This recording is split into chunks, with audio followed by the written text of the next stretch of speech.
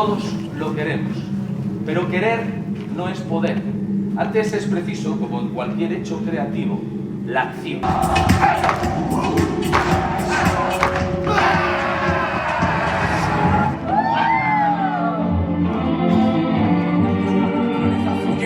Deforme, medio hecho, echado a este palpitante mundo antes de tiempo, tan cojo y tan falto de armonía, que hasta los perros me ladran cuando ante ellos me paro. Así pues yo, en estos débiles tiempos de paz que no producen sino lloriqueos defendiditos, Informaré a su majestad del trato recibido esta noche porque prefiero ser una fregona antes que reina, si a cambio tengo que soportar tus insultos.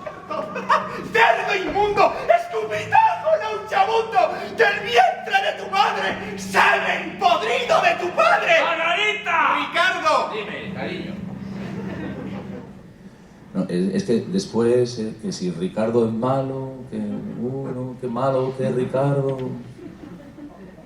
No. Es el mecanismo del mundo. Es una mierda. Dios lo tenga en su seno donde tú nunca estarás. El único seno donde pretendo estar es en el tuyo. ¡Vamos, nunca, nunca! Esta escena parecía imposible, pero cosas más extrañas han sucedido. ¿Es orgánico? ¡No! ¡Esto es tóxico!